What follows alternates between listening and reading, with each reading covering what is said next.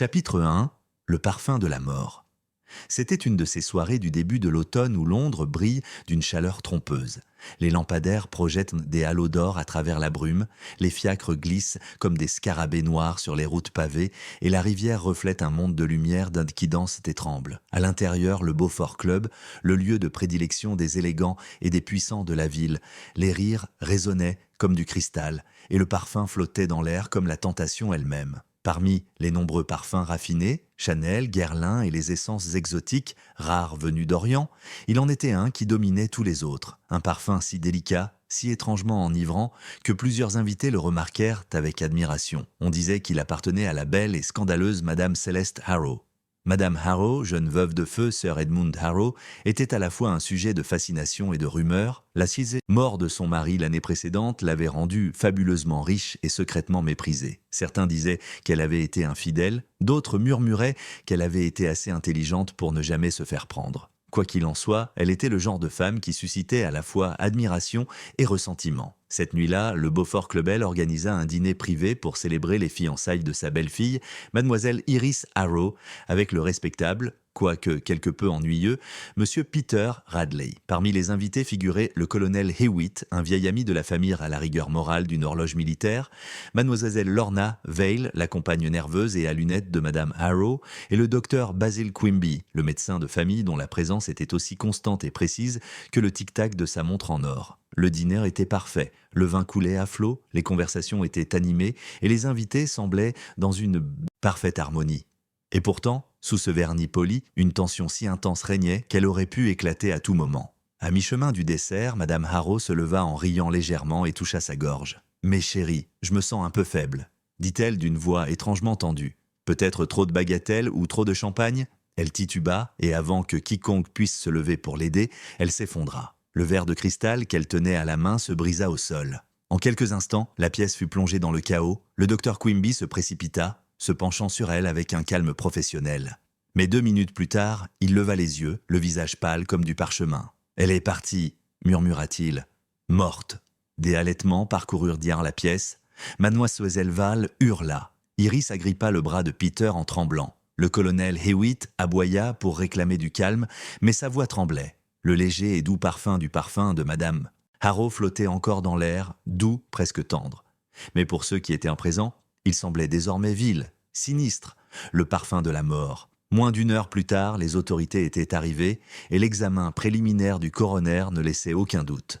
Madame Harrow avait été empoisonnée. Une toxine rare et à action rapide, administrée si subtilement qu'elle n'avait fait effet qu'après le dîner. Les invités ont reçu l'ordre de ne pas quitter les lieux. Le salon de Le Beaufort Club devint, pour cette longue nuit, une prison de bonne manière et de panique étouffée. Il était presque minuit lorsque la porte s'ouvrit à nouveau et qu'un petit homme impeccablement vêtu entra. Sa moustache noire brillait comme de l'encre, sa démarche était précise et ses yeux gris ne laissaient rien passer. Il retira son chapeau melon, le posa soigneusement sur la table et s'inclina légèrement. « Monsieur Hercule Poirot », se présenta-t-il avec un léger accent et un air de gravité polie. « On me dit qu'il y a, une dame qui n'apprécie plus son parfum. » Le silence retomba dans la pièce. Le regard de Poirot passa lentement d'un visage à l'autre. La belle fille en larmes, le médecin pâle, le colonel rigide, le compagnon tremblant. Il soupira doucement, ses doigts croisés sous son menton. « Mes amis, dit-il doucement, nous sommes en présence d'un meurtre. » Et quelque part dans l'air parfumé de cette pièce dorée, la vérité attendait silencieuse, patiente, enveloppée d'une tromperie aussi astucieuse que l'odeur qui avait masqué la mort elle-même. Chapitre 2. Le rassemblement des suspects. Le lendemain matin de la tragédie de Le Beaufort Club, le jour se leva, gris et cassant, comme si la ville elle-même reculait devant le souvenir de la nuit précédente. Dehors, Londres s'agitait, les omnibus dévalèrent le Strand, les charrettes allaient, claquaient tout du fracas, et les gamins des éons rue criaient les gros titres du jour. Mais dans le salon privé où les invités étaient réunis, le temps semblait suspendu, lourd d'une terreur inexprimée. Hercule Poirot était assis au bout d'une longue table en acajou, les mains gantées soigneusement jointes, l'air serein. Autour de lui, les survivants du dîner malheureux étaient rassemblés comme les pièces d'un puzzle attendant d'être arrangées. Une légère odeur de café persistait, bien que personne ne touchât à sa tasse. « Je vous remercie, mes amis, de votre patience », dit doucement Poirot. « La police a fait son devoir. Mais avant que cette affaire ne soit officiellement confiée à un juge, je souhaite formuler quelques observations préliminaires de manière informelle, vous comprenez ? Son ton était d'une politesse désarmante, mais son regard était tranchant comme une lame. Le colonel Hewitt s'éclaircit la gorge. « Tout à fait, Poirot. Quelle catastrophe. Ce qui s'est passé hier soir, je n'ai jamais vu une femme s'effondrer aussi vite. Mais c'était sûrement un accident? Un cœur malade, peut-être ?» Poirot pencha la tête. « Un accident? Peut-être. Pourtant, les accidents n'arrivent généralement pas dans un emballage aussi élégant. » Ses yeux pétillèrent de faiblement. « Non, colonel, ce n'était pas un simple malheur, c'était destiné. » Un frisson parcourut la pièce. Iris Harrow, pâle et tremblante, serrait un mouchoir sur ses genoux. À côté d'elle, Peter Radley, un jeune homme grand et sérieux au front inquiet, posa une main protectrice sur la sienne. Poirot les regarda tous deux. « Mademoiselle Iris, c'était vos fiançailles que nous célébrions, n'est-ce pas ?» Elle hocha la tête d'une voix à peine murmurée. « Oui, monsieur Poirot. Ma belle-mère voulait rendre l'annonce publique. Elle a insisté pour organiser elle-même le dîner. Ah bien sûr, et semblait-elle, satisfaite de... » Ses fiançailles? Iris hésita, ses yeux bleus pétillants. Elle était gracieuse, mais je ne pense pas qu'elle approuvait entièrement Peter. Peter prit la parole d'un ton calme mais plein de ressentiment. Madame Harrow avait le don de vous faire sentir inférieure. Elle était charmante, trop charmante peut-être, mais elle pouvait blesser d'un sourire. La moustache de Poirot tressaillit. Une femme de pouvoir, oui. Et ces femmes-là font à la fois des admiratrices et des ennemis. Il jeta un coup d'œil au colonel. « Dites-moi, monsieur Hewitt, vous la connaissiez bien ?» Le colonel se redressa sur sa chaise. « La connaissiez-vous ? Oui, depuis des années. Depuis avant qu'elle épouse le pauvre Edmond Harrow. Un homme bien, Harrow, trop bien pour ce genre de femme. Elle était dangereuse, Poirot, le genre à faire oublier les hommes. Je l'ai prévenu, mais il n'a rien voulu entendre. Et après sa mort ? Ah, elle a... » Parfaitement joué la veuve, grogna le colonel. Des larmes, des voiles de deuil, tout le reste. Puis, dès que la décence le lui permit, elle s'entoura d'un nouveau cercle d'admirateurs. Des hommes comme le docteur Quimby. Le médecin se raidit, ses lèvres fines se pinçant. « Colonel, c'est déplacé. Ma relation avec Madame Harrow était purement professionnelle. Je l'ai soignée après le décès de son mari. Sa santé était fragile. » Poirot haussa un sourcil délicat. « Sa santé ? Mais oui, la fragilité d'une femme peut parfois cacher une volonté de fer. Et vous, docteur, étiez-vous présent lorsqu'elle s'est plainte pour la première fois de son malaise hier soir ? » « Oui, répondit Quimby, les doigts inquiets sur le bord de sa manchette. Elle a mentionné un malaise juste avant le toast. Je n'y ai pas prêté attention sur le moment. Lorsqu'elle s'est effondrée, je l'ai examinée immédiatement. Les symptômes étaient évidents. Asphyxie rapide, raideur, musculaire. J'ai immédiatement soupçonné un empoisonnement. En effet. Vous êtes observateur ? Le regard de Poirot s'adoucit un instant, puis se tourna vers la dernière invitée, Miss Lorna Vale, la compagne silencieuse et timide, qui avait à peine parlé. « Et vous, mademoiselle, vous étiez la plus proche de Madame Harrow, non ?» La voix de Miss Vale tremblait. « Oui, je m'occupais d'elle tous les jours.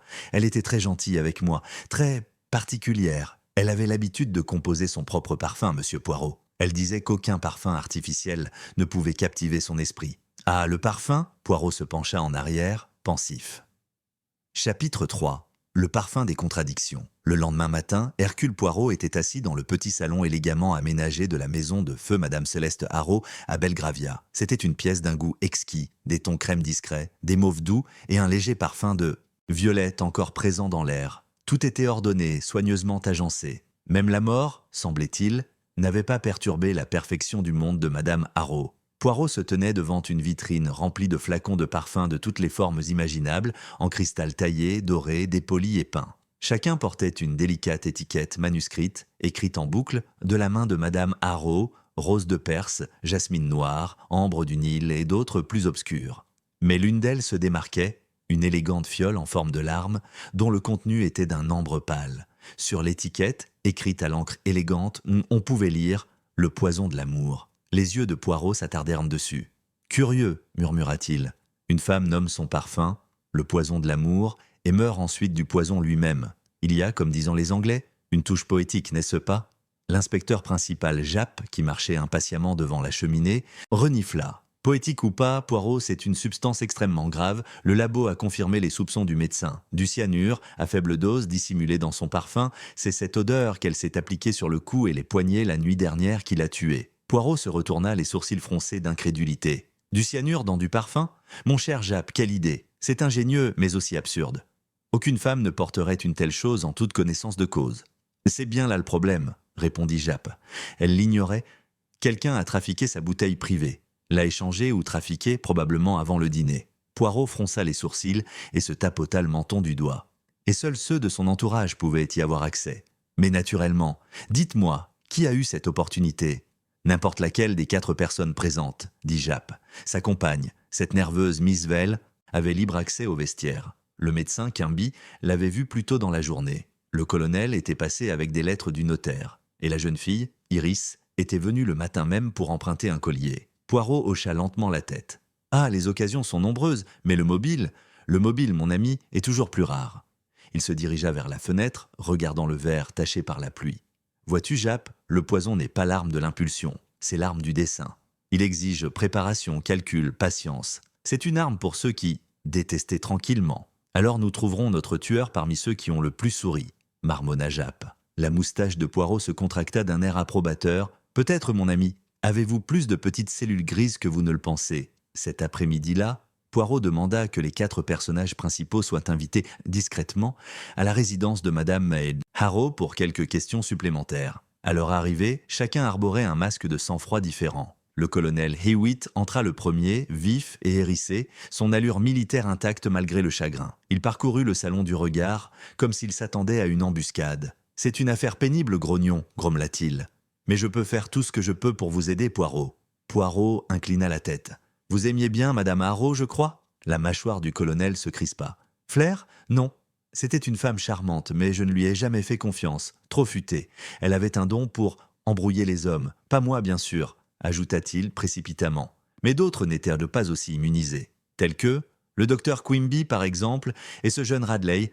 J'ai vu comment il la regardait. Iris serait aveugle si elle n'avait rien remarqué. » Poirot émit un léger son d'intérêt. « Vous êtes observateur, colonel, l'œil d'un soldat pour déceler les faiblesses humaines, peut-être. » Le colonel grogna, incertain s'il avait été complimenté ou accusé. Poirot le congédia poliment et mademoiselle Lornaval entra ensuite. Elle paraissait encore plus fragile qu'avant, ses doigts jouant avec un petit médaillon à son cou. « Monsieur Poirot, dit-elle, je ne peux vous dire à quel point tout cela est affreux. J'adorais Madame Harrow, elle était tout ce que je ne suis pas, belle, sûre d'elle, pleine de vie. » Poirot l'observa attentivement. « Et pourtant, mademoiselle Val, cela n'a pas dû être facile de vivre toujours dans l'ombre d'un tel génie. » Ses lèvres tremblaient. Elle était gentille, avec moi, exigeante certes, mais gentille. Je lui préparais ses parfums, comme elle les aimait.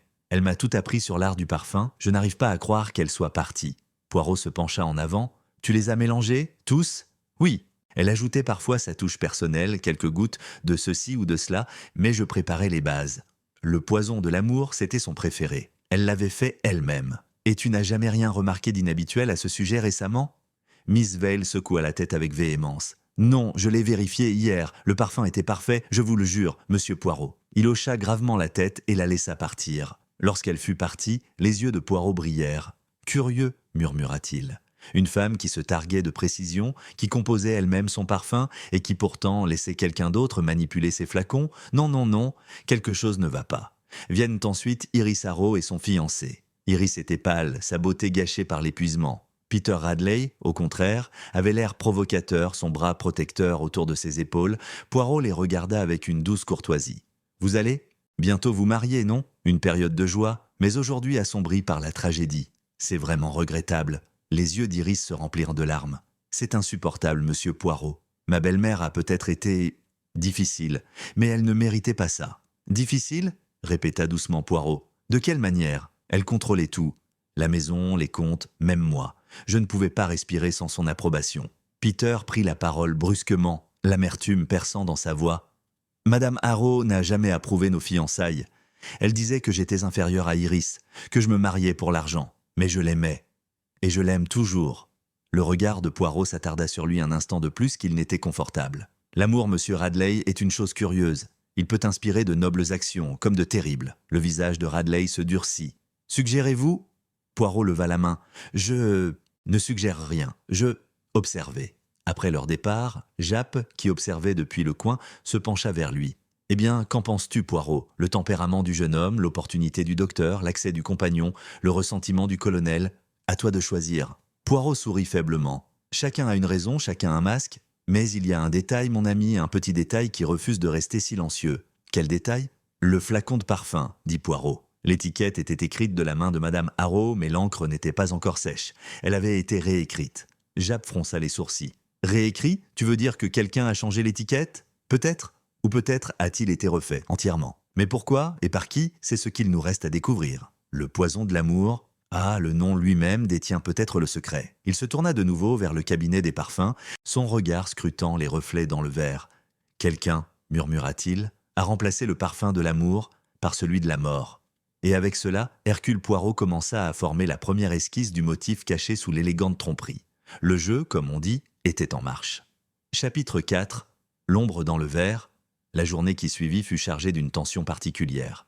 Londres s'écoulait avec son indifférence habituelle, mais dans la maison de Madame Harrow, à Belgravia, le temps semblait s'arrêter. Poirot, impeccable comme toujours dans son costume gris et ses chaussures vernies, passa la matinée à revisiter chaque pièce de la maison. Rien n'échappa à son regard, l'inclinaison d'un cadre, le pli d'un tapis, le léger parfum de violette qui flottait dans l'air comme un souvenir. Mademoiselle Lornaval l'observait depuis la porte du cabinet de toilette de l'ancienne maîtresse, faisant tourner un mouchoir entre ses doigts, tremblant. « Je n'ai rien rangé depuis cette nuit-là, dit-elle doucement. La police m'a demandé de tout laisser en l'état. »« Très bien, » murmura Poirot, son regard balayant l'élégant chaos de cristal et de dentelle. « Vous avez bien fait, mademoiselle, c'est dans le désordre que se cache le plus souvent la vérité. » Il s'arrêta devant la coiffeuse à miroir où Madame Harrow s'était préparée pour le dîner. Les pinceaux en argent brillaient, le poudrier était ouvert et, sur la surface en marbre, reposait le flacon fatal de le poison de l'amour. Poirot se pencha, son reflet se doublant dans la glace. « Observez, dit-il doucement en désignant Mademoiselle Val.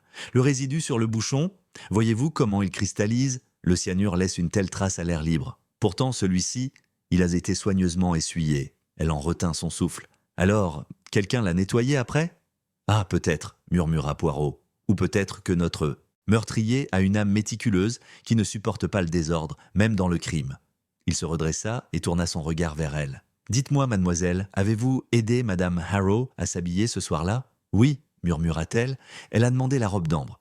Je m'en souviens car elle a changé d'avis à 2 reprises. Je suis allé chercher le parfum comme toujours. »« Tu l'as appliqué pour elle ?» Ses joues s'empourprèrent. Non, jamais. Elle détestait être touchée, elle disait que son odeur était personnelle, sacrée même. Poirot haussa légèrement les sourcils. « Sacré », répéta-t-il. Un mot bien étrange pour une femme aussi mondaine. Il marcha lentement vers la fenêtre, les mains jointes dans le dos. « Dites-moi, mademoiselle Val, qu'avez-vous ressenti pour Madame Harrow ?» Elle hésita. « Admiration ? Gratitude, peut-être envie. Elle a cela vécu comme je n'aurais jamais pu le faire. Les gens l'adoraient, même quand ils la méprisaient. » Poirot hocha doucement la tête. « Et pourtant, ces femmes ont souvent des ennemis parmi leurs admirateurs. C'est le paradoxe du charme, n'est-ce pas? Ils conquièrent et blessent dans le même geste. » Mademoiselle Val détourna le regard, les larmes aux yeux. « Tu penses que j'aurais pu lui faire du mal ?» Le ton de Poirot s'adoucit. « Je crois que vous l'aimiez, à votre façon. Mais l'amour, mademoiselle Val, est parfois le jumeau du ressentiment. » Plus tard, dans l'après-midi, Poirot rencontra le docteur Quimby dans la véranda, une pièce lumineuse aux parois de verre, baignée d'orchidées et baignée de soleil. Le médecin se tenait près des porte-fenêtres, la posture rigide, l'air réservé. « Vous souhaitiez me voir, monsieur Poirot ?»« Oui, docteur, j'ai repensé aux événements de cette soirée. Vous avez été le premier à identifier la cause du décès, n'est-ce pas ?»« Je l'étais, » répondit Quimby en croisant les bras. « C'était mon devoir de savoir. » Poirot pencha la tête. « En effet, vous êtes un homme de science habitué à la précision. Mais dites-moi, comment avez-vous reconnu le cyanure si vite? Son odeur, peut-être ?» Le médecin hésita. « Des amandes amères, c'est un parfum particulier. Une fois qu'on l'a senti, on ne l'oublie jamais. »« Ah mais oui? Et vous l'avez déjà rencontré ?» Un silence. « Lorsque j'étais étudiant en médecine, » admit Quimby, « nous étudions la toxicologie. Le cyanure était souvent utilisé dans de petites expériences. Je connais bien ses effets. » Poirot l'observa attentivement. « Vous avez de la chance, docteur, d'avoir de telles connaissances. Même si cela peut paraître suspect à certains. » La mâchoire de l'homme se serra. « Tu me crois capable de meurtre ? » ?»« Je vous crois capable de raison, docteur. Et la raison, guidée par l'émotion, peut mener à de terribles conclusions. » Poirot s'approcha, baissant la voix. « Vous étiez proche de Madame Harrow, certains diraient même trop proche. » Le sang-froid de Quimby vacilla un instant. « Ce sont des ragots, j'étais son médecin, rien de plus. » « Et pourtant, » murmura Poirot, « tu lui rendais souvent visite, n'est-ce pas? Même quand elle allait plutôt bien. »« Elle n'a jamais vraiment été bien, » a rétorqué le médecin. « Nervosité, insomnie, évanouissement. Elle avait besoin d'être rassurée, pas de médicaments. Je les lui ai donnés. » Les yeux de Poirot brillèrent. Et quand elle s'est tournée vers un autre homme, avait-elle encore besoin de toi? Le visage de Quimby s'assombrit. Tu insinues? Poirot leva délicatement la main. Je n'insinue rien, je recueille simplement des impressions. Comme un peintre recueille des couleurs. Parfois c'est bien agencé, elles forment un portrait. Quimby expira brusquement en ajustant ses boutons de manchette. Je n'ai rien à cacher. Je l'espère, docteur, car la vérité, comme le parfum, ne peut être dissimulée bien longtemps. Ce soir-là, Poirot demanda au colonel de venir à la bibliothèque. Le colonel Hewitt arriva, empreint d'une légère odeur de tabac et d'impatience. « Faut-il qu'on revoie tout ça, Poirot? La femme est morte et celui qui a fait ça sera pendu bien assez tôt. Mais toutes ces investigations, ça ne la ramènera pas. »« Peut-être pas, dit Poirot d'un ton neutre, mais cela pourrait empêcher quelqu'un d'autre de mourir. » Le colonel fronça les sourcils. « Un autre ?» Poirot sourit faiblement. « Vous oubliez, colonel, qu'il y avait plus d'un verre de vin ce soir-là. Plus d'une odeur dans l'air, du poison, chapitre 5, le murmure de la trahison. La nuit tomba tôt sur Belgravia, drapant la ville d'une ombre veloutée. Les lampadaires d'Eaton Square brillaient à travers la brume tels des yeux prudents, observant chaque silhouette avec suspicion. Dans l'hôtel particulier de Harrow, Hercule Poirot était assis près du feu, une tasse de chocolat refroidissant à côté de lui. Il était seul, hormis ses pensées, qui, telles les braises devant lui, brillaient doucement, animées d'étincelles cachées. Les événements de la journée formaient un schéma, vague, insaisissable, mais néanmoins présent. Poirot se laissa aller en arrière, les doigts croisés, murmurant pour lui-même avec ce rythme calme et posé qui précède souvent la révélation. « Eh bien, on a le parfum, on a le poison et on a la psychologie, murmura-t-il. Et toujours, il y a l'amour, ou son ombre. » Il se leva brusquement et se dirigea vers le bureau où les domestiques avaient rassemblé les lettres de Madame Harrow. Il examina les enveloppes une à une, chacune adressée de sa main élégante, l'odeur de son parfum, subtile mais persistante, comme si sa présence défiait la tombe. Une lettre attira son attention, une simple feuille de papier à lettres couleur crème, pliée 2 fois, portant seulement les initiales Saint-Bécu. « Dr Basil Quimby », murmura Poirot. « Une correspondance, peut-être ?» La lettre n'était pas datée, mais son ton était intime. On pouvait y lire « Mon cher Basil, tu ne dois plus me parler de séparation. Tu sais aussi bien que moi que ce qui nous unit ne peut être rompu sans conséquence. Je dépends entièrement de toi. Pourtant, il y a des choses que tu ne dois jamais remettre en question ni tenter de contrôler. Si tu m'aimes vraiment, tu obéiras à une seule règle. Fais confiance à mon silence. » Les mots brillaient d'une ironie empreinte de mort. Poirot plia soigneusement la lettre, son expression indéchiffrable. « Mon Dieu, murmura-t-il, une femme qui écrit ainsi, elle tient son pouvoir comme une lame. Mais sur qui cette lame a-t-elle été aiguisée ?» Le lendemain, en fin de matinée, Poirot avait réuni les principaux suspects dans le salon. L'air était lourd, le silence pesant. Japp se tenait près de la porte, prenant des notes avec son sens pratique et pragmatique. Poirot commença doucement. « Mes amis, je vous ai invités ici non pas pour accuser, mais pour clarifier. Chacun d'entre vous, je pense, m'a dit la vérité, mais seulement la partie qui vous convenait. » Il se tourna d'abord vers Iris Harrow. « Mademoiselle, vous avez dit que votre belle-mère s'opposait à vos fiançailles. Pourquoi ? » « Elle pensait que Peter en voulait à mon héritage, » répondit Iris avec amertume. « Elle disait que l'amour s'éteint, mais que l'argent est éternel. »« Ah, quel cynisme !» soupira Poirot. « Et pourtant, on peut se demander, craignait-elle de perdre ? Toi, pas seulement la fortune ?» Iris parut surprise. « Tu me perds ? Oui. Tu es la fille de son mari. Le dernier lien avec le passé, peut-être était-elle jalouse, non pas de ton bonheur, mais de ta jeunesse. » Avant qu'Iris puisse y répondre, Peter Radley l'interrompit sèchement. C'est absurde. Madame Harrow aimait le contrôle, pas les sentiments. Elle aimait les gens qui la servaient. Le colonel pour sa réputation, le médecin pour son réconfort, mademoiselle Vale pour son dévouement. Et quand l'un d'eux devenait inutile, elle le jetait. Le regard de Poirot se posa lentement sur lui. « Vous parlez avec conviction, monsieur, peut-être trop. Dites-moi, connaissiez-vous bien Madame Harrow ?» Radley rougit légèrement. « Je l'ai rencontrée plusieurs fois avec Iris. C'est tout. » Poirot sourit faiblement. « Et pourtant, elle t'a un jour appelé charmant, n'est-ce pas ?» Un mot qu'elle utilisait rarement. Le jeune homme se raidit. « Elle était polie ? Peut-être ?» murmura Poirot. Mais elle n'était pas du genre à gâcher sa politesse avec ceux qui l'ennuyaient. Il y eut un silence délicat, dangereux. Le regard d'Iris oscilla entre eux, la confusion et le malaise s'insinuant dans son expression. Poirot laissa le silence s'éterniser, puis se détourna brusquement. « Colonel Hewitt, dit-il, vous connaissiez bien Sir Edmund. Avez-vous jamais soupçonné sa femme de malversation ?» La moustache du colonel se hérissa. Suspect? Je savais qu'elle lui avait brisé le cœur. Cette femme l'avait détruit, corps et âme. À sa mort, elle portait du noir pour le monde et souriait en privé. Ne me dis pas que tu penses qu'elle ne méritait pas sa fin, Poirot. Le regard de Poirot s'aiguisa. Ah, alors vous a fait. Tu penses que c'est juste? La voix du colonel vacilla. Justice? Non, non, je ne voulais pas. Les mots, colonel, peuvent révéler ce que la raison cache. Poirot fit un signe de tête vers Japp. Voyez-vous, mon ami, nous commençons à comprendre. Chacun d'eux ressent un soulagement à la mort de Madame Harrow, seul le degré varie. Mademoiselle Lornavel, restée silencieuse, prit la parole, la voix tremblante. Vous parlez comme si personne ne se souciait d'elle, mais elle était brillante, éblouissante, je l'adorais. Jamais... Sa protestation se transforma en sanglots. Le regard de Poirot s'adoucit. Non, mademoiselle, vous l'aimiez vraiment, trop peut-être. L'amour non réciproque peut se transformer en désespoir. Et le désespoir, dit-il doucement, est parfois plus dangereux que la haine. Japp leva brusquement les yeux. Alors, tu penses que c'est le compagnon qui a fait le coup, hein? Poirot leva un doigt. Ah non, je pense rien pour l'instant. Nous n'avons que des fragments. Et il faut que les fragments s'assemblent avant d'accuser. Mais une chose me trouble, mon ami. Le poison a été placé dans le flacon de parfum, pas dans le vin, ni dans la nourriture. Cela signifie que le meurtrier connaissait intimement ses habitudes. Comment elle s'habillait quand elle se parfumait? Quelle quantité elle utilisait? Qui pourrait connaître de tels détails? Le compagnon, répondit instantanément Japp. Ou, rétorqua Poirot, l'amant. Le mot flottait dans l'air comme de la fumée. Le visage du docteur Quimby se figea. Vous insinuez que je... Poirot eut un léger sourire. Docteur, calmez-vous. Je ne sous-entends rien. Je merveille. Madame Harrow vous a écrit, n'est-ce pas? Le visage du médecin perdit toute couleur. Elle a peut-être écrit? Oui, je la soignais souvent. Elle était reconnaissante. Poirot s'approcha. Et lui, as-tu été reconnaissant en retour?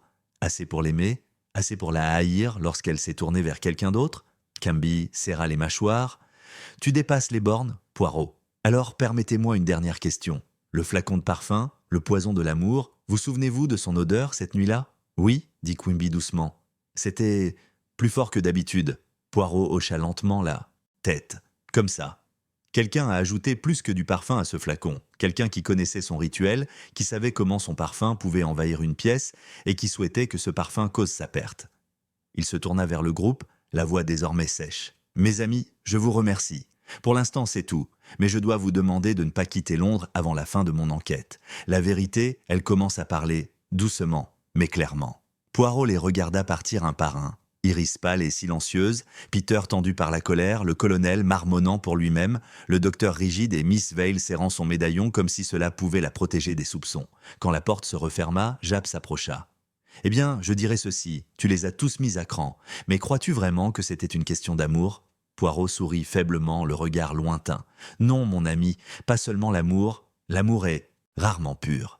Il est teinté d'orgueil, d'envie, de culpabilité, et parfois, peur. » Il souleva le flacon de parfum de la cheminée et le présenta à la lumière. Le liquide ambré scintillait faiblement, innocent et mortel. « Dans cette petite bouteille, murmura Poirot, il n'y a pas que la mort, mais la vérité. Et le parfum de la vérité, Japp, n'est à jamais agréable. » Il le remit soigneusement sur la cheminée, les yeux plissés par la réflexion. « Demain, nous visiterons le laboratoire. Je crois que le parfum nous en dira plus que n'importe quel témoin. » Dehors, le vent soupirait à travers les cheminées, emportant avec lui la plus faible trace de quelque chose de floral, d'amer et de froid. Le parfum des morts.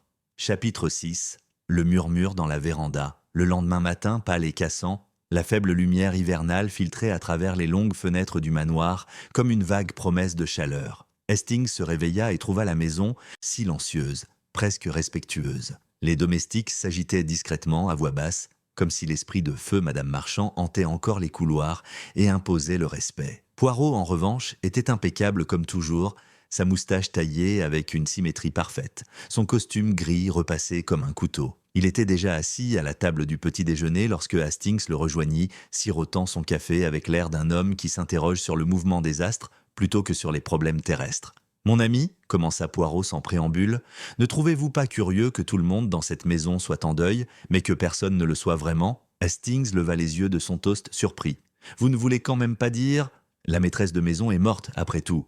Poirot inclina légèrement la tête. Justement. Mais remarquez, il y a des larmes sans chagrin, de la compassion sans... mais sincérité. C'est un théâtre de deuil, Hastings, et chaque acteur joue son rôle avec respect. Pourtant, derrière le rideau... Ah, Règne un malaise, de la peur même.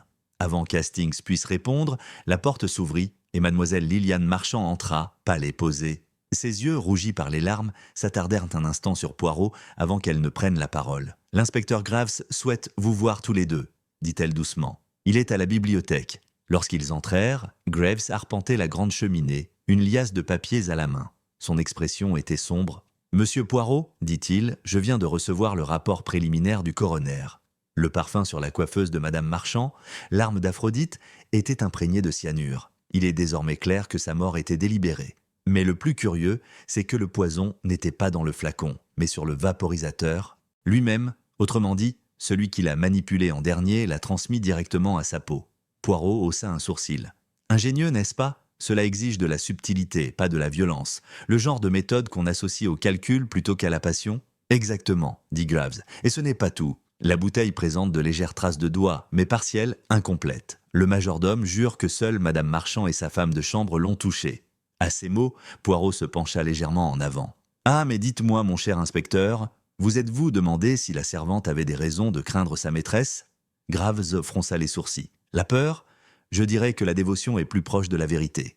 La fille, Alice, vit dans la famille depuis des années. » Poirot sourit faiblement. « Le dévouement peut se transformer en ressentiment, inspecteur, surtout quand on est traité comme indispensable, mais invisible. » Comme par magie, Alice entra dans la bibliothèque pour débarrasser le plateau du petit déjeuner laissé plus tôt. Ses mains tremblèrent légèrement lorsque Poirot se tourna vers elle. « Mademoiselle, dit-il doucement, vous teniez profondément à votre maîtresse, n'est-ce pas ?» Alice hésita. « Oui, monsieur, je l'ai fait. » Alors peut-être, dit doucement Poirot, pouvez-vous me dire ce qu'elle craignait le plus ces derniers jours ? Le regard d'Alice se porta vers la porte. Elle avait peur d'être seule, surtout après avoir reçu ces lettres. « Des lettres ?» répéta Hastings. « Quelles lettres ? Ils sont arrivés 3 jours avant sa mort. Anonymes. Elle les a brûlés immédiatement. Mais j'en ai vu un, juste la première ligne. Il disait « Ta beauté cache ton péché ». Elle est de Sunyan Poetiach, elle est devenue blanche comme du papier quand elle l'a lu. Les yeux de Poirot brillaient, très intéressant. Une fois partie, Graves murmura. Des menaces anonymes. Cela pourrait concerner n'importe qui. Un rival jaloux peut-être, ou quelqu'un à qui elle a fait du tort. Poirot se leva et ajusta ses menottes avec un calme délibéré. « Non, inspecteur, cela signifie quelque chose de bien plus délicat. Le poison était l'arme d'une femme, la lettre, un avertissement de crime moral. Nous avons affaire à une affaire non seulement charnelle, mais aussi de conscience. » Il marqua une pause, jetant un coup d'œil vers les portes-fenêtres qui menaient à la véranda. « Viens, Hastings, allons prendre l'air, j'ai envie de réfléchir. » La serre était une cathédrale de verre peuplée d'orchidées et d'ombre, où le parfum de la terre humide se mêlait subtilement à celui des roses fanées. En marchant, le regard de Poirot s'attarda sur les plus petits détails, le bord fêlé d'un pot, une fleur fanée près de la fontaine, la légère trace d'un talon dans la terre. « Meuble, tu vois, Hastings ?» murmura-t-il. « La fleur se fane là où elle n'a pas été arrosée. La négligence laisse des traces. La tromperie aussi. J'avoue que je suis perdu, Poirot.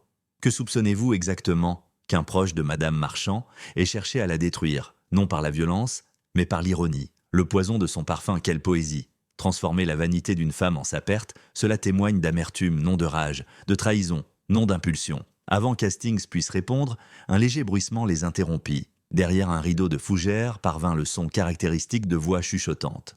Poirot leva la main. Ils écoutèrent. « Je vous le dis, s'il le découvre, » siffla une voix de femme. « Il ne le fera pas, à moins que quelqu'un ne parle. » répondit un homme, plus bas, tendu. « Gardez la tête froide, pour l'amour du ciel. » Poirot se déplaça rapidement, écartant le feuillage d'une main délicate. Là, encadrés par la lumière tamisée, se tenaient Richard Vell et Béatrice Langford, l'actrice. Les joues de Béatrice s'empourprèrent donc d'être découvertes, tandis que Richard se redressait brusquement, la mâchoire serrée. « Monsieur Vell, dit Poirot d'un ton doux, c'est très gentil de votre part de vous intéresser à l'horticulture si tôt dans la journée. » Béatrice tenta un rire cassant. On ne faisait que parler, monsieur Poirot. En effet, et quel sujet vous passionne tant tous les deux qu'il faille en parler en secret ? Les yeux de Richard lancèrent en des éclairs. « Tu n'as pas le droit d'écouter aux portes ?»« Ah, mais je n'ai pas écouté aux portes, monsieur, » répondit Poirot calmement. « C'est l'air qui m'a transmis vos paroles. J'ai simplement écouté, intelligemment. » Béatrice posa une main sur le bras de Richard, un geste à la fois intime et suppliant. « S'il te plaît, Richard, n'aggrave pas les choses. » Le regard de Poirot s'aiguisa. « Tu vois, Hastings, la peur est de retour, non pas celle d'être découvert, mais celle des conséquences. Et ça, mon ami, c'est très révélateur. » Richard expira lentement, sa colère se transformant en résignation. « D'accord. On parlait de Céleste. de ce qu'elle a fait avant de mourir. Et qu'est-ce que c'était, monsieur? Elle m'a dit-il d'une voix rauque, qu'elle allait dénoncer quelqu'un. Elle n'a pas dit qui, mais elle était déterminée. Elle a dit qu'elle en avait assez d'être manipulée. Béatrice détourna le regard, les yeux brillants, et maintenant, elle était morte. Poirot les observa un long moment, l'air indéchiffrable. Puis il se tourna vers Hastings. « Voyez-vous, mon ami, la vérité est comme une fleur sous verre. Elle ne pousse que là où on lui donne de la lumière. Mais quelqu'un ici préfère l'obscurité. » Il ajusta son chapeau, les yeux brillants d'une certitude. « Tranquille, viens Hastings. Le moment est venu de se pencher non pas sur celui qui a tué Madame Marchand, mais pourquoi elle est devenue la victime parfaite. » Et tandis qu'il reculait, dans la pâle lumière du matin, le faible parfum du jasmin les suivit, doux, écœurant et teinté maintenant de l'ombre indubitable de la mort. Chapitre 7. Les ombres derrière la vitre. Cet après-midi-là, le manoir semblait retenir son souffle. Le soleil avait disparu derrière un banc de nuages bas et gris, et un silence pesant et pesant s'abattait sur le parc.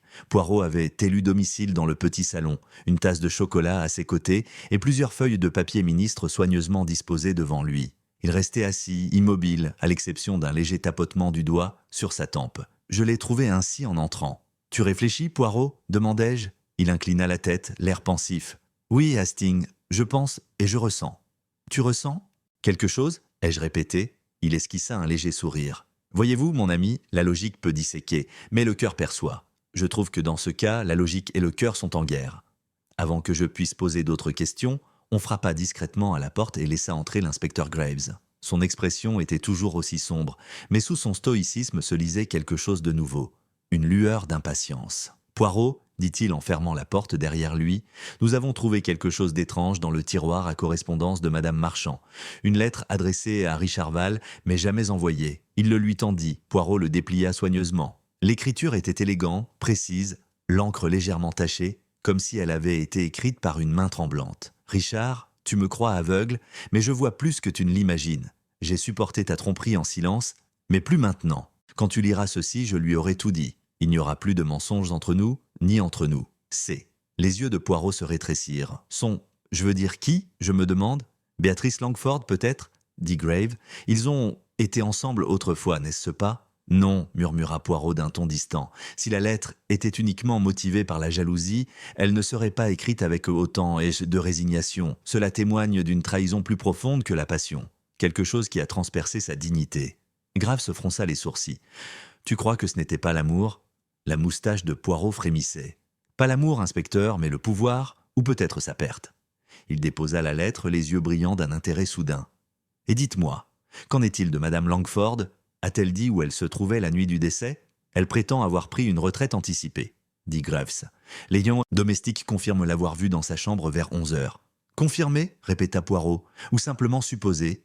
L'inspecteur hésita. « Je suppose, personne n'a vérifié après ça. » Poirot hocha lentement la tête. « Alors, il faut vérifier ce que cache cette hypothèse. » Il se leva avec une vivacité qui me surprit moi-même. « Viens, Hastings, allons rendre visite à la belle mademoiselle Langford. J'ai une petite question à lui poser, une question à laquelle elle ne s'attendra pas. » Le salon de Béatrice Langford donnait sur le jardin, un espace délicat et féminin aux rideaux pastel et aux miroirs dorés. Lorsque nous sommes entrés, elle était assise à la coiffeuse, se brossant les cheveux d'un geste long et languissant. Elle leva les yeux vers le miroir et sourit faiblement, malgré la méfiance de son regard. « Monsieur Poirot, » le salua-t-elle doucement. « J'ai pensé que vous viendriez peut-être. »« Ah, mademoiselle, vous m'avez donc devancé, » dit Poirot d'un ton enjoué. « Excellent. Alors, vous ne serez pas surprise si je vous demande pourquoi vous avez rencontré Monsieur Valle dans la serre ce matin. » Son pinceau s'arrêta à mi-trait. On discutait de ce qui s'était passé, ça a été un tel choc. Poirot pencha la tête. « En effet, pourtant, j'imagine que vous parliez non pas de choc, mais de peur. La différence, le voyez-vous, réside dans le ton. Le choc est fort, il crie, il gesticule. La peur est silencieuse, elle murmure. » Béatrice se retourna alors, l'expression crispée. « Vous êtes très intelligent, monsieur Poirot, mais que me voulez-vous? Rien que la vérité, mademoiselle. Saviez-vous que Madame Marchand avait l'intention de dénoncer quelqu'un avant sa mort ?» Ses yeux clignèrent. « Non, qui t'a dit ça ? Votre ami, monsieur Valle, » répondit doucement Poirot. Un léger tremblement traversa ses lèvres. « Richard parle trop, » murmura-t-elle, puis, presque dans un murmure, si elle l'avait dénoncé, ça aurait tout gâché. Ruiné, répéta Poirot. Le sang-froid de Béatrice se brisa un instant et elle détourna le regard. Céleste avait une emprise sur lui. sur nous tous en quelque sorte. Elle rendait la vie des gens difficile, elle aimait connaître les secrets. Poirot se pencha légèrement. Et connaissait-elle l'un des vôtres? Elle hésita, un battement de cœur de trop. Tout le monde a quelque chose à cacher. Poirot inclina gravement la tête. Justement, et ce sont ces petits secrets, mademoiselle, qui se transforment en tragédie. Nous la quittâmes peu après. Dehors, Hastings peinait à contenir son agitation. Poirot, tu ne penses sûrement pas que Béatrice Langford... Poirot leva le doigt. Chut, je ne pense rien encore, mais j'observe. Je remarque qu'elle craint davantage d'être démasquée que d'être accusée. Chose curieuse, Hastings, pour une femme innocente. Nous traversâmes le hall juste au moment où le majordome, Jarvis, apparut portant un plateau de télégrammes. Il en tendit un à Poirot avec une légère révérence. « Pour vous, monsieur, il est arrivé de Londres ?» Poirot la prit, déchira soigneusement l'enveloppe et la lut. Il fronça les sourcils. « C'est de mon associé au Yard. Les relevés financiers de feu Madame Marchand révèlent, comment dire, une irrégularité. Un retrait d'une somme très importante de 3 jours avant sa mort. Quelle taille? 50 000 livres?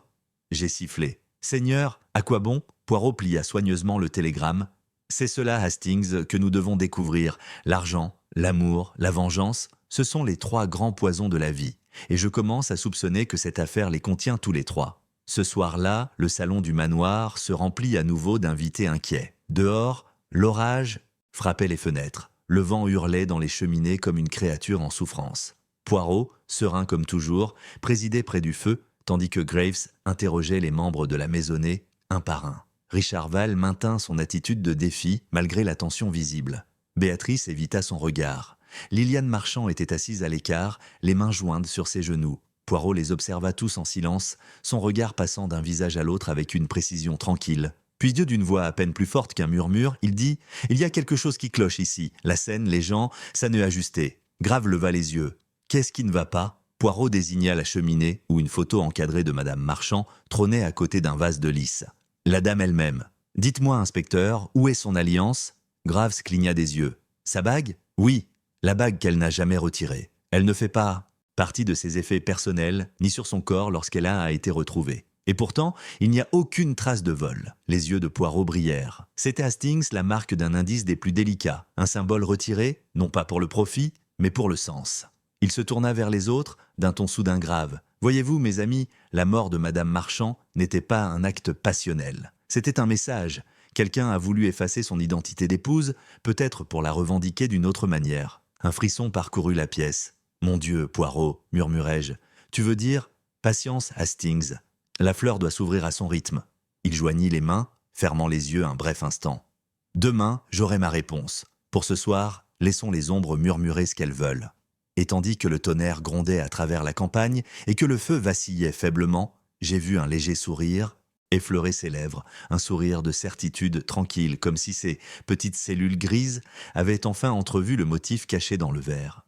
Chapitre 8. Le secret sous la roseraie. Le matin arriva gris et humide, une brume s'abattant sur le domaine marchand tel un fantôme hésitant à partir. L'orage de la nuit précédente avait détrempé les jardins et rendu les allées de gravier glissantes. Pourtant, à 9h précises, Hercule Poirot sortit du manoir, impeccable comme toujours, son parapluie soigneusement fermé, ses chaussures impeccables malgré les flaques d'eau. Je me suis précipité à sa suite, toujours en train de boucler mon manteau. « Poirot, que fais-tu ici si tôt ? L'enquête peut bien attendre après le petit déjeuner. » Il sourit faiblement, les yeux brillants sous le bord de son chapeau, mais non Hastings.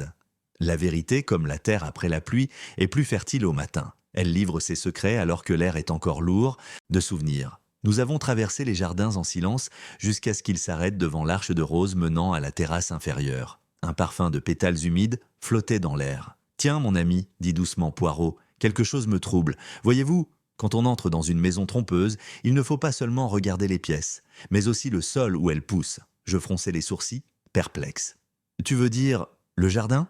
Il s'agenouilla près d'un massif de rosiers pourpres dont les racines étaient noires d'humidité. « Observe, une parcelle ici, de la terre fraîchement retournée. Elle n'était pas là hier quand nous sommes passés par ici. Maintenant qu'il le mentionnait, je le voyais aussi. Un petit carré de terre plus foncé que le reste, comme si quelqu'un l'avait récemment creusé et rebouché. » Poirot enleva délicatement quelques feuilles de sa main gantée. « Ah !» murmura-t-il, « notre ami le jardinier a été très occupé. Ou peut-être quelqu'un qui prétend l'être. » Juste à ce moment-là, le jardinier lui-même apparut.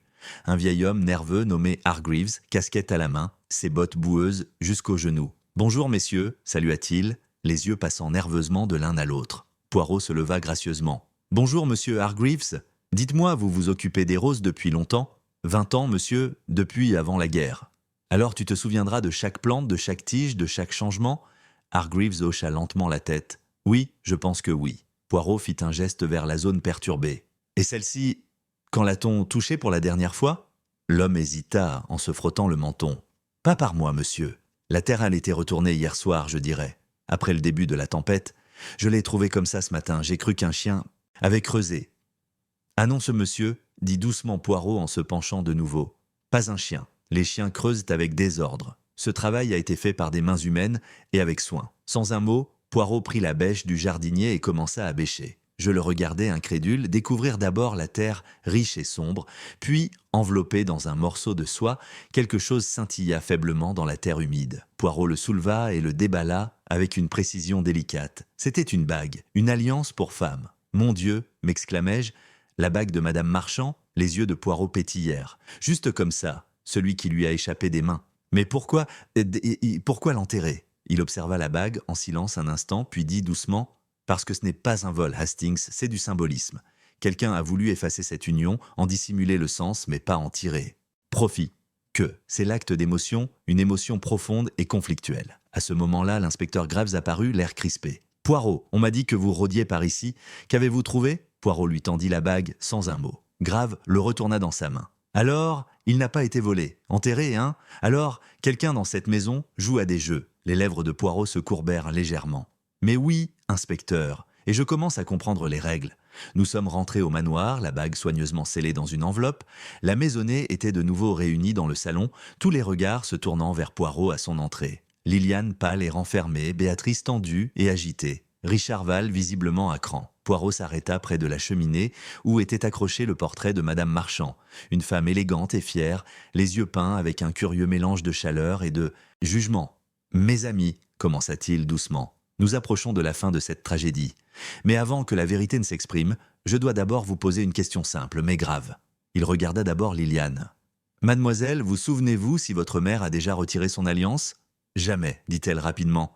Elle disait que ça faisait partie d'elle. Même quand elle prenait son bain, elle le laissait. Poirot hocha la tête. Et pourtant, il a disparu après sa mort, enterré, pas volé. Cela ne vous suggère-t-il pas que sa mort était censée être un message ? Un murmure parcourut la pièce. Béatrice se leva brusquement. Un message pour qui ? À vous tous, dit doucement Poirot. À ceux qui vivaient de sa faveur, de son argent, de ses secrets. Dites-moi, Madame Langford, qu'arriverait-il si ces lettres privées, étaient rendues publiques ? Le visage de Béatrice se vida de ses couleurs. Tu les as trouvés ? Poirot sourit faiblement. Non, mais je sais qu'ils ont existé. Madame Marchand a consigné chaque humiliation subie, chaque trahison subie. Elle avait le sens du contrôle et maniait le savoir comme une arme. Richard Val se leva, la mâchoire serrée. Si vous insinuez qu'elle a fait chanter quelqu'un, cela implique-t-il ? Poirot l'interrompit doucement. Je n'insinue rien, monsieur Val. Je dis seulement qu'elle se croyait maîtresse de tout ce qu'elle voyait. Mais quand on règne par la peur, il ne faut pas s'étonner de la rébellion de ses sujets. Il se tourna vers Graves. « Inspecteur, vous souvenez-vous de la grosse somme retirée de sa banque ? » ?»« Oui, 50 000 livres. Nous n'en avons trouvé aucune trace. » Poirot hocha la tête. « Et pourtant, je crois que c'était pour acheter le silence. Peut-être celui d'un amant ou d'un témoin. Quelqu'un qui en savait trop. » Il fixa Liliane du regard. « Mademoiselle Marchand, vous êtes restée très silencieuse. Puis-je vous demander, que craignez-vous » Liliane parut surprise, son sang-froid se brisant. « De la peur ? Rien. Mais oui, tu le fais, » dit doucement Poirot. « Tu crains la vérité ? Ta mère n'a pas été simplement victime du poison, mais de sa propre vanité. Voyez-vous, elle croyait pouvoir contrôler l'amour, comme elle contrôlait l'argent. Mais l'amour, le véritable amour, n'obéit pas. » Ses lèvres tremblaient. « Tu ne comprends pas ? Peut-être pas, dit-il doucement. Alors dites-moi, mademoiselle, saviez-vous que votre mère prévoyait de modifier son testament ? » Elle se figea. « Changer son testament ? Oui, elle avait l'intention de léguer sa fortune non pas à toi, mais à quelqu'un d'autre. Peut-être à l'homme qu'elle croyait aimer, mais qui, en réalité, aimait une autre femme. » Tous les regards se tournèrent élécarins vers Richard Val. Le silence qui suivit fut étouffant. Finalement, Richard parla, la voix rauque. « C'est vrai, elle m'a dit qu'elle avait tout changé, que j'hériterais de la moitié des biens si je rompais avec Béatrice. Mais je ne pouvais pas, je l'aimais. » Béatrice haleta. « Richard, elle a dit qu'elle nous ruinerait tous les deux, continua-t-il d'une voix brisée. Elle a dit qu'elle parlerait de notre liaison au monde entier, qu'elle me couperait définitivement les vivres. J'ai essayé de la raisonner, mais elle n'a rien voulu savoir. Je l'ai quittée ce soir-là. Furieux, certes, mais vivant. Le regard de Poirot resta calme, indéchiffrable. Et pourtant, au matin, elle était morte, empoisonnée par son propre parfum. Richard pâlit. « Tu crois que je… » Poirot leva la main. « Je ne pense rien, pour l'instant. Mais je sais une chose, l'empoisonneuse n'était pas mue par la cupidité, mais par le désespoir. Ce n'était pas l'acte de quelqu'un qui la haïssait, mais celui de quelqu'un qui voulait l'arrêter à tout prix. » Il recula observant les visages devant lui, chacun marqué par la culpabilité ou la peur. « Ce soir, dit doucement Poirot, je vous réunirai tous une fois de plus. Pour l'instant, mes petites cellules grises ont besoin de solitude. La vérité est presque à portée de main, mais elle se cache encore, comme un serpent sous la rose. » Et tandis qu'il se détournait, la lumière de la fenêtre reflétait l'or de la bague enterrée, un éclat de mariage, de trahison et de mort qui brillait faiblement dans sa main. Chapitre 9. Le rassemblement des ombres. L'air du soir était chargé d'attente tandis que le salon du manoir marchand se remplissait à nouveau. Des nuages d'orage s'étaient à nouveau abattus, mais cette fois le vent était modéré, prélude murmurant à une révélation plutôt qu'au chaos. Sur l'insistance de Poirot, toute la maisonnée avait été convoquée. L'inspecteur Grave, Richard Val, Béatrice Langford, Liliane Marchand et même le toujours vigilant colonel Hewitt.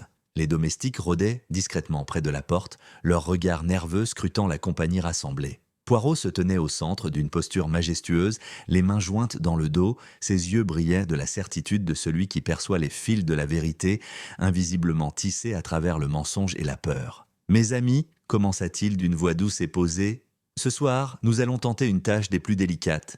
Nous examinerons non seulement ce qui a été fait, mais aussi pourquoi. La vérité est un jardin, et chaque fleur, chaque mauvaise herbe raconte une histoire. Commençons par ce que nous savons. » Il fit un geste vers la cheminée, où le portrait de feu Madame Marchand semblait les observer avec un jugement serein. Madame Marchand était une femme fière, élégante et influente. Elle dirigeait sa maison avec intelligence et fermeté. Et pourtant, elle avait aussi des ennemis. Béatrice Langford s'agita sur son siège, les doigts crispés sur le bord de sa robe. La mâchoire de Richard Vail se crispa. Le colonel Hewitt plissa les yeux. Liliane Marchand fixait ses mains, pâles et tremblantes. « D'abord, poursuivit Poirot, nous savons qu'elle a été empoisonnée. Du cyanure, placé avec ruse dans son flacon de parfum, cet acte exigeait la connaissance de ses habitudes, de sa routine, de ses détails les plus intimes. Qui parmi vous en saurait autant ?» Un silence tendu s'ensuivit. Grave s'éclaircit la gorge. « Le compagnon, la servante ?» Poirot sourit faiblement. « Possible, oui. Mais considérons la psychologie, pas seulement les opportunités. Il faut se demander qui tirerait le plus grand profit de sa mort. Pas seulement de l'argent, mais de la liberté, de la vengeance, de la cessation de la peur. » Il se tourna lentement vers Liliane. « Mademoiselle, vous connaissiez l'influence de votre mère sur ses proches. Vous craigniez ses lettres, son influence, son savoir, et pourtant, vous l'aimiez toujours ?» La voix de Liliane était un murmure. « Je l'aimais, mais je ne l'ai pas tué. »« Non, bien sûr que non, » murmura Poirot. « Pourtant, l'amour et la peur s'entremêlent si souvent. C'est précisément ce mélange qui peut pousser à l'action indirecte. » Il se tourna vers Richard Vail. « Monsieur Vail, vous étiez proche de Madame Marchand, à la fois tendre et secrète. Elle a menacé de révéler votre liaison, n'est-ce pas ?» Les lèvres de Richard se pincèrent. « Oui, mais je l'ai quittée cette nuit-là. Je n'ai pas… » « Non ?» Poirot l'interrompit doucement. « Pas vous directement. Pourtant, vous l'avez quittée en connaissant son pouvoir, conscient du danger. Parfois, monsieur, partir équivaut à diriger. Et quelqu'un a assisté à votre départ, quelqu'un avec sa propre peur et sa propre ruse. » Les doigts de Béatrice Langford serrèrent ses mains. « Tu crois que je… » Le regard de Poirot la soutint fermement. « Ne réfléchissez pas, mademoiselle. Observez. Vous étiez avec Richard cette nuit-là, et pourtant, vous prétendez ignorer les lettres. Or, ces lettres contenaient des menaces, des informations et des secrets que vous souhaiteriez cacher. La peur peut pousser à agir à l'insu du monde. » Le colonel Hewitt grogna. « Assez d'énigmes. Parlez franchement, Poirot. » Poirot inclina la tête. « Très bien, examinons la bague manquante, enterrée dans la roseraie. Qui aurait enlevé un symbole du mariage à un cadavre, et pourquoi? Non pas pour le gain, mais comme message. Non pas pour le vol, mais pour le contrôle. Qui aurait craint que l'héritage de l'union de Madame Marchand ne les ébranle? » Graves intervint en fronçant les sourcils. « Mais si c'était un message, quel message ?» Les yeux de Poirot brillèrent. « Le message, inspecteur, est un message de pouvoir. La bague, les lettres, le poison, tout évoque une personne qui se croyait contrainte, menacée et contrainte d'agir. Elle souhaitait mettre fin non seulement à une vie, mais aussi à la domination, à l'exposition, à l'humiliation. » Il marqua une pause, marchant lentement. Et pourtant, chacun d'entre vous avait un mobile. Mais le mobile seul ne suffit pas. Agir exige opportunité, courage et ruse. Le regard de Poirot s'arrêta brièvement sur les ombres projetées par le lustre. « Dites-moi, Hastings, quelle est la première chose qu'on remarque en entrant dans cette pièce? La disposition des gens ?» ai-je suggéré. « Exactement. Observez comment chacun s'est placé, qui est le plus proche du pouvoir, qui de l'observateur, qui du témoin silencieux. Tout témoigne d'une intention. Et l'intention, Hastings, est la clé du crime. » Il se retourna brusquement, s'adressant à l'assemblée. « Madame Marchand est morte ?» Empoisonnée dans sa propre chambre. Le poison a été transmis par son parfum et non par sa nourriture ou sa boisson. Cela indique que le meurtrier était présent avant sa mort, conscient de ses rituels, capable d'agir discrètement. Qui parmi vous correspond à ce signalement? Richard Vail se tortilla mal à l'aise. Je n'étais pas là. Le regard de Poirot, perçant et implacable, se posa sur Béatrice. Et vous, mademoiselle? Béatrice retint son souffle. Je jure que... Chut, dit doucement Poirot en levant un doigt. On ne parle pas encore de culpabilité. On observe des schémas. Qui craignait d'être exposé? Qui craignait de perdre? Qui craignait de voir le pouvoir lui échapper? Il marqua une pause, laissant le silence s'éterniser, puis reprit. Mademoiselle Liliane, vous êtes pâle, oui, mais observez vos mains. Elles ne tremblent pas de chagrin. Elles tremblent d'anticipation, de peur que la vérité ne soit découverte. Les lèvres de Liliane s'entr'ouvrirent, mais aucun son n'en sortit. Richard Vail, dit ensuite Poirot, votre défi masque l'anxiété. Votre liaison avec Béatrice n'est pas suffisamment secrète pour échapper à toute observation. Vous avez agi par désespoir et non par haine. Pourtant, le désespoir seul ne suffit pas. Graves marmonna. Nous avons donc affaire à quelqu'un qui est à la fois désespéré et rusé. Exactement, inspecteur, répondit Poirot d'une voix douce mais ferme. Quelqu'un qui combinait peur, calcul et opportunité, quelqu'un capable d'attendre, d'observer et de frapper avec précision. Il s'approcha de la cheminée, effleurant du doigt la petite collection de photos et de souvenirs. Et pensez aux lettres, aux télégrammes, aux retraits d'argent. Quelqu'un cherchait un moyen de pression, certes, mais pas seulement pour le profit, pour le contrôle, pour préserver un secret, une vie, un amour, une réputation. Poirot se tourna vers le groupe, son regard balayant chaque visage. « Mes amis, vous êtes eux et tous des acteurs sur une scène. Certains le savent, d'autres l'ignorent. Pourtant, ce soir, le voile est mince. La vérité murmure sous la surface, attendant le moment de s'exprimer. » Il joignit les mains, un léger sourire effleurant ses lèvres. Demain, je vous révélerai ce que mes petites cellules grises ont découvert. Ce soir, je vous demande seulement de réfléchir à vos propres cœurs. Car l'un d'entre vous a agi avec connaissance, a tissé avec crainte et intention, et le schéma, mes amis, deviendra clair. L'orage s'était calmé dehors, ne laissant qu'un vent faible et lugubre frôlant les fenêtres. La pièce, éclairée par le feu et le lustre vacillant, semblait retenir son souffle, comme consciente que la fin du mystère était proche. Poirot debout, au centre, les yeux brillants, semblait être le maître de la révélation. « Dors, si tu peux, car demain les hommes ombres parleront et le voile du meurtrier tombera. » Et sur ces mots, le silence retomba dans la salle, le poids de l'attente pesant sur tous les présents. Dans ce silence, même les portraits au mur semblaient observer, attendant le moment où la vérité surgirait enfin de l'ombre. Chapitre 10. Le calme avant la vérité. Le lendemain matin, le manoir Marchand s'éveilla dans un silence tendu et plein d'attente. Même les domestiques se déplaçaient avec précaution, comme si leurs pas pouvaient troubler le fragile suspense que Poirot avait tissé avec tant de délicatesse. La salle du petit déjeuner, habituellement lumineuse et animée, était silencieuse. L'argenterie brillait sous le faible soleil d'hiver, mais personne ne touchait aux assiettes. On aurait dit que la maison elle-même savait que quelque chose d'important l'attendait. Poirot, comme toujours, était impeccable. Debout près du buffet, il disposait sa tasse et sa soucoupe avec un soin méticuleux. Un geste qui, d'une certaine manière, attirait l'attention sans qu'il soit besoin de mots. J'entrai derrière lui, mon manteau encore humide de la brume matinale. « Ah, Hastings !» dit-il sans se retourner. « Voyez-vous comme le silence parle ? On apprend plus par l'hésitation que par le bavardage. Observez l'expression de l'assemblée. L'ombre du doute est gravée sur leur visage. « Tu crois vraiment qu'il te soupçonne d'en savoir plus que nous ?» ai-je demandé. Poirot pencha la tête, ses yeux gris perçants. « Mais oui. Le soupçon est une fleur délicate, Hastings. Il s'épanouit facilement dans la peur et se fane dans la certitude. Aujourd'hui, j'ai l'intention de le faire éclore pleinement. » En milieu de matinée, la maisonnée fut de nouveau convoquée au salon. Graves était déjà présent, debout, raide, près de la cheminée. Les autres entrèrent un à un, le visage imprégné d'appréhension. Liliane Marchand, pâle et prudente, évitait de regarder Richard, Vail et Béatrice Langford.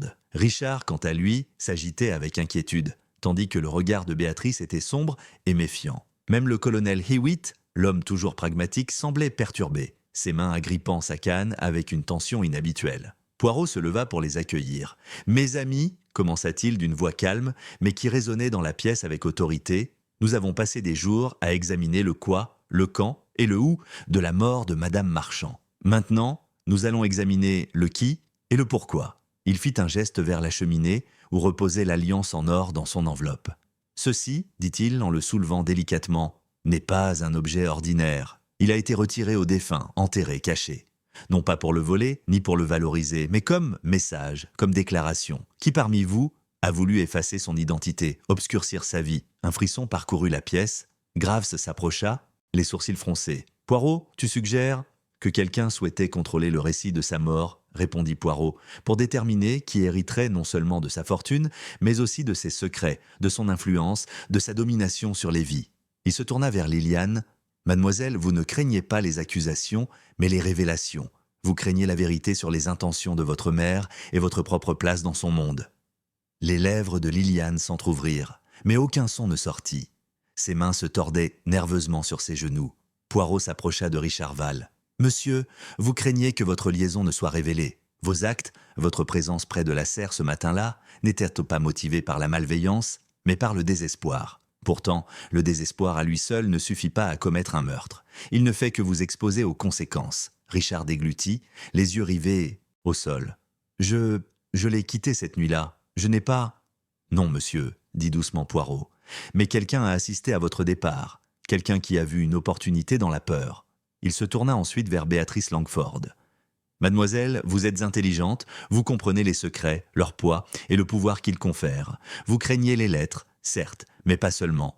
Vous craignez ce qui pourrait être révélé de vos intentions, de votre loyauté et de votre amour. » Les doigts de Béatrice crispèrent le bord de sa chaise. « Tu crois que je... » Le regard de Poirot s'adoucit légèrement. « Pas encore. L'observation précède la conclusion.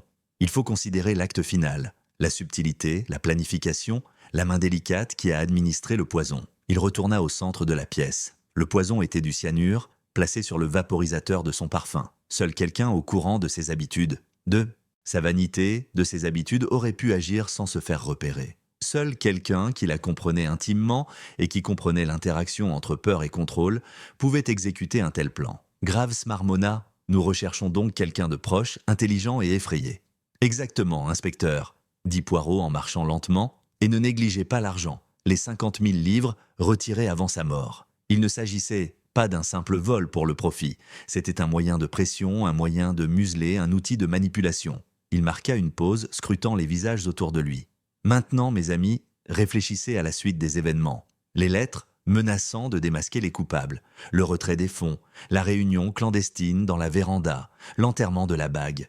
Tout porte à croire qu'il a agi avec prévoyance, sachant à la fois l'opportunité et les conséquences. Mais il y a encore un élément oublié, un détail si subtil que seule une infime observation pourrait le révéler. » Hastings se pencha en avant et murmura « Qu'y a-t-il, Poirot ?» Poirot sourit faiblement. « Patience, Hastings.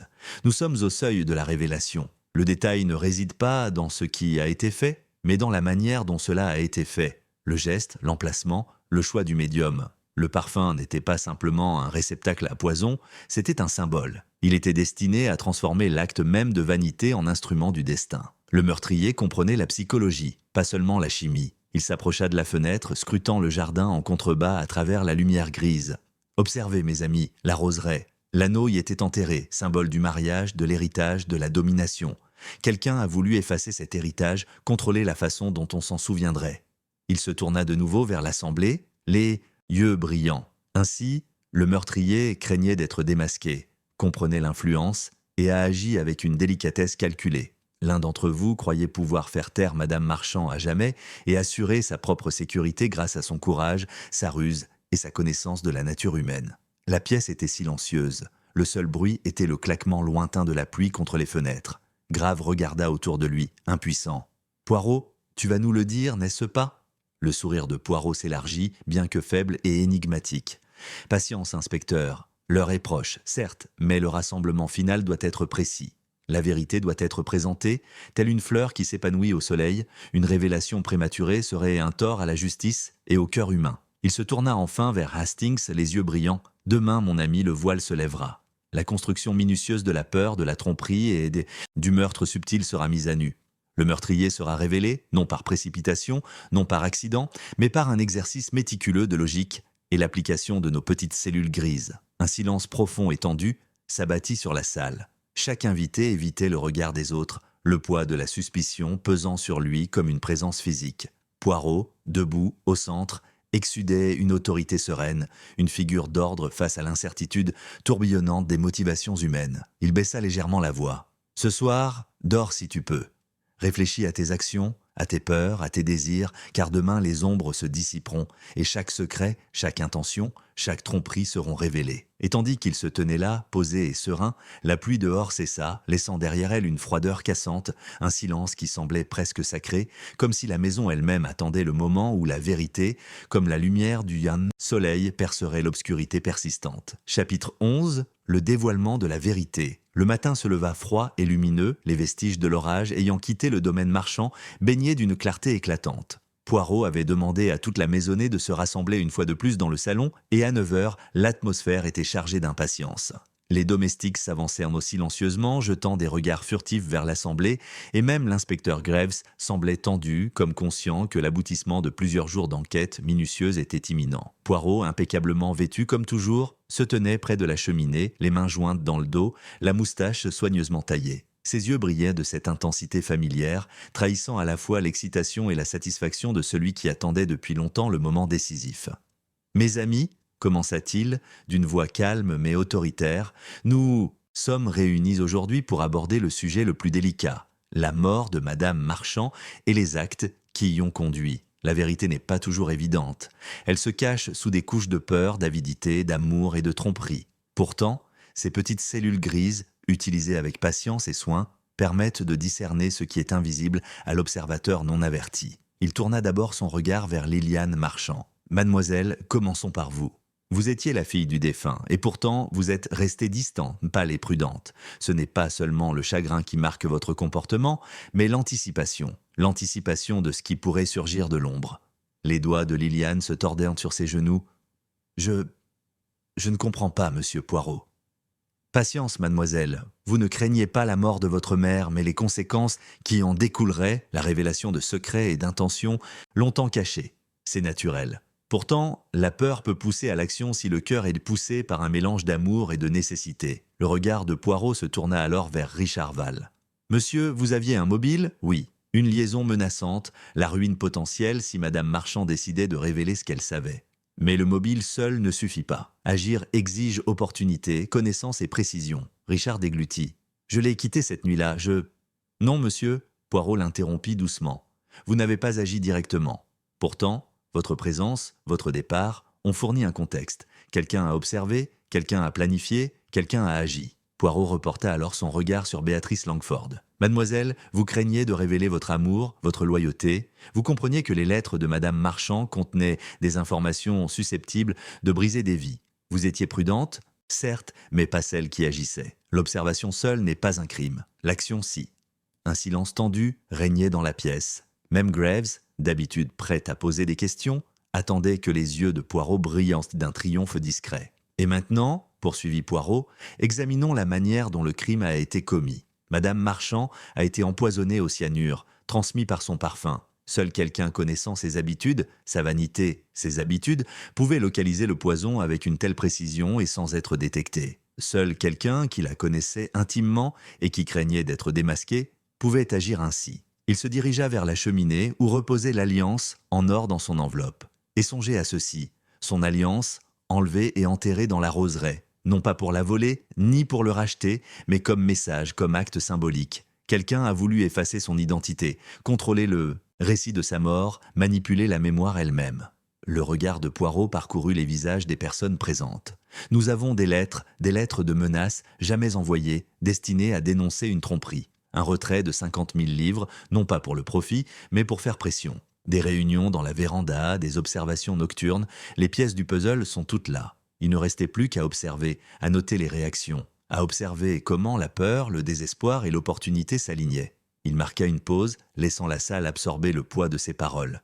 Ainsi, mes amis, le meurtrier est quelqu'un qui craignait d'être démasqué, qui comprenait l'influence et qui a agi avec une délicatesse calculée. Quelqu'un qui combinait peur, connaissance et opportunité. Quelqu'un qui croyait qu'en réduisant au silence Madame Marchand, il préserverait à la fois sa réputation et son secret. Poirot se retourna, le regard fixé sur Liliane Marchand. « Mademoiselle, vous n'étiez ni innocente ni effrayée, mais vous n'avez pas agi avec l'intention de tuer. Vous avez été prudente, certes, mais pas coupable. Vous avez agi par souci, non par malveillance. » Il s'adressa ensuite à Richard Val. « Monsieur Val, vos actions étaient guidées par l'amour et le désespoir. Pourtant, la main qui vous a administré le poison n'était pas la vôtre. Vous êtes parti, mais quelqu'un vous a suivi. Quelqu'un qui a su exploiter votre présence comme votre absence. Quelqu'un qui a compris que l'émotion, combinée à la précision, pouvait être mortelle. » Les poings de Richard se crispèrent, sa voix tremblante. « Alors qui a fait ça ?» Poirot se tourna enfin, son regard se posant sur Béatrice Langford. La salle sembla retenir son souffle. « Mademoiselle Langford, dit-il doucement, vous redoutiez ce que cette révélation entraînerait. Vous compreniez les lettres, les menaces, l'influence. Vous avez saisi l'opportunité et avez agi. Le parfum, symbole de vanité, était l'instrument. La bague, l'enterrement dans les roses, était votre message. Le passé, l'union, les secrets, étaient désormais sous votre contrôle. » Le visage de Béatrice pâlit et elle recula. « Non, et c'est impossible. » La voix de Poirot resta calme, inflexible. « Mais ce n'est pas impossible, mademoiselle. Vous avez été méticuleuse, précise et prudente. Vous avez calculé, attendu, agi. Et pourtant, votre peur vous a trahi. Vous n'avez pas pu dissimuler entièrement votre impatience, votre réaction aux lettres, vos subtils gestes d'inquiétude. » Elle s'affala sur sa chaise, tremblante. « Je n'ai jamais voulu. Je voulais juste l'empêcher de le ruiner. De nous ruiner tous. » Poirot inclina la tête, l'air hautain, l'air doux. « Ah mais mademoiselle, on ne peut justifier un meurtre par une intention. Un acte a des conséquences, même motivées. Par l'amour ou la peur. Vous avez cherché à contrôler le destin, mais le destin, comme toujours, obéit à des lois qui échappent à notre volonté. » L'inspecteur Graves s'avança, menottes au poignet. « Béatrice Langford, vous êtes en état d'arrestation pour le meurtre de Madame Marchand. » Les lèvres de Béatrice tremblèrent et elle ne résista pas. « Je comprends, » murmura-t-elle. Poirot se tourna alors vers les autres. « Et maintenant, mes amis, vous voyez comment la peur, la connaissance et l'opportunité se combinent pour façonner l'action humaine. La mort de Madame Marchand n'était ni fortuite ni simple. Elle était l'aboutissement de secrets, de trahisons et d'interventions calculées. Pourtant, justice est rendue et le schéma est révélé. » Il marqua une pause, balayant la pièce du regard une dernière fois. « La nature humaine est complexe, mes amis. Nous agissons par amour, par peur, par désespoir et par fierté. Et pourtant, la clarté, la logique, peut éclairer même les intentions les plus sombres. » Liliane Marchand expira, les larmes aux yeux. Richard Val s'affala sur une chaise, le soulagement et l'incrédulité lisant son visage. Même le colonel Hewitt parut abasourdi, muet de stupeur. Poirot, debout près de la cheminée, s'autorisa un léger sourire satisfait. Et voilà, les petites cellules grises ont parlé, le réseau de tromperie, les motivations cachées et les subtiles manipulations, tout a été démêlé. L'un d'entre vous a agi avec intention et connaissance et le schéma est désormais visible. Il joignit les mains derrière le dos et s'adressa à l'Assemblée. La justice ne réside pas seulement dans la punition, mes amis, mais aussi dans la compréhension. Que ceci soit une leçon sur l'équilibre délicat entre la peur, l'amour et l'intention humaine. La salle resta silencieuse un instant encore, la gravité de la révélation s'installant comme une présence tangible. Puis, comme par enchantement, le soleil matinal perça les nuages, projetant une lumière chaleureuse sur les visages des personnes présentes. Dans cette illumination, l'expression sereine de Poirot semblait presque bénir la vérité enfin révélée. Chapitre 12. Justice et réflexion. Le manoir Marchand avait retrouvé un calme hésitant après l'arrestation de Béatrice Langford. La tension qui avait hanté la maisonnée pendant des jours semblait s'être dissipée, même si un léger malaise persistait, tel l'arrière-goût fragile d'un orage.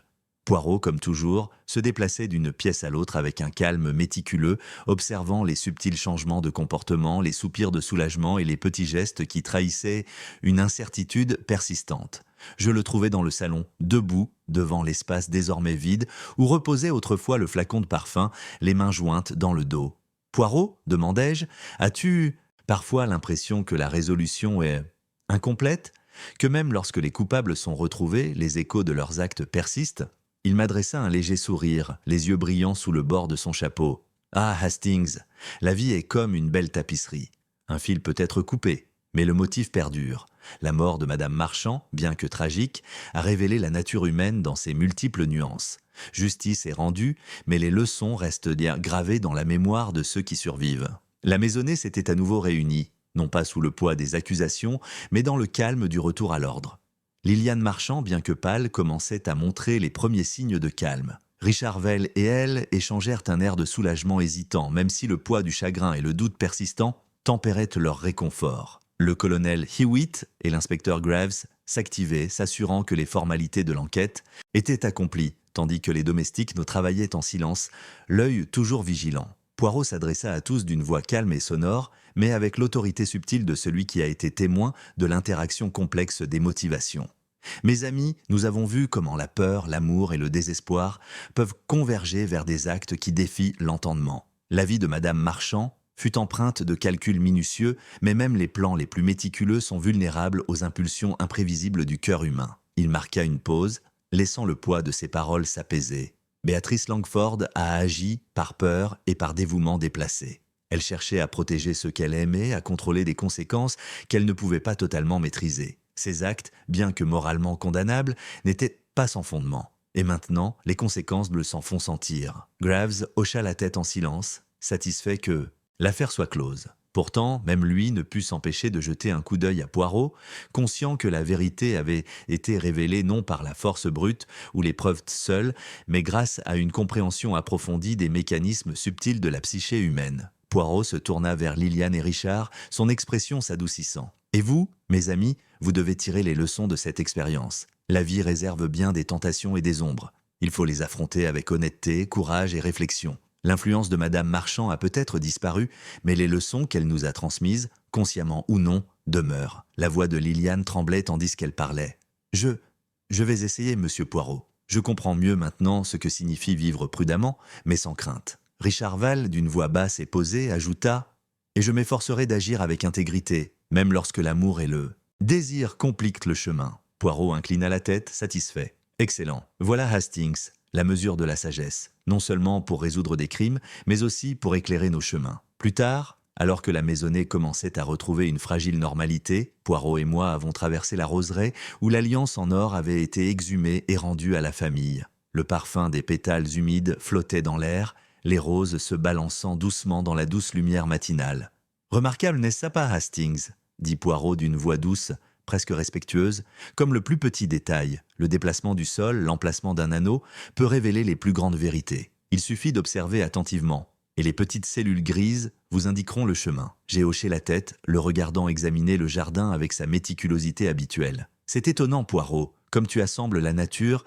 humaine comme un puzzle. Même quand tout semble obscur, tu en vois les fils invisibles. Mais oui, répondit-il, avec un léger sourire. L'esprit humain est bien plus révélateur que le corps. Motivation, peur, désir, voilà les véritables preuves, Hastings. Il faut cultiver la patience, l'observation et surtout la compassion. Car même dans la culpabilité, il y a de l'humanité. Nous avons marché en silence quelques instants, laissant le calme du jardin emplir les espaces entre nos paroles. Puis Poirot s'est arrêté et s'est tourné vers moi, les yeux pétillants. « Maintenant, mon ami, je crois que nous pouvons enfin quitter cette maison secrète. Justice a été rendue, le plan révélé, et les fils de la tromperie démêlés. Et pourtant, dit-il en riant doucement, je soupçonne que la vie nous réserve encore bien d'autres énigmes. » Je souris, ressentant la satisfaction familière d'un mystère enfin résolu. En effet, Poirot, et je sais que nous les affronterons ensemble comme toujours. Le sourire de Poirot s'élargit, son regard se portant vers l'horizon où le soleil matinal perçait les nuages. Ah, Hastings, rien n'est plus satisfaisant que la clarté, n'est-ce pas? Le brouillard sombre de la tromperie s'est dissipé, la vérité est visible pour tous. Et pourtant, il ne faut pas oublier, les cœurs humains sont complexes et les leçons de cette affaire resteront gravées longtemps après notre départ. En quittant le jardin, le manoir Marchand derrière nous semblait plus léger, les échos de la tension s'estompant dans une douce réflexion. L'orage était passé, l'air était vif et pur, et la justice avait trouvé sa place, non seulement dans le châtiment mais aussi dans la compréhension. Poirot, toujours serein, jeta un dernier regard à la maison, l'air pensif et posé. « Au revoir, manoir Marchand, nous avons fait notre devoir. » Et maintenant, Hastings, nous partons à la découverte de la prochaine aventure où les petites cellules grises pourront à nouveau éclairer les mystères cachés dans le cœur des hommes et des femmes. Je le suivis sur le sentier, le soleil naissant projetant de longues ombres derrière nous, et ressentis la satisfaction sereine d'une conclusion. L'affaire était close, les coupables révélés, et la vérité avait éclaté, aussi précise, élégante et inévitable que Poirot lui-même.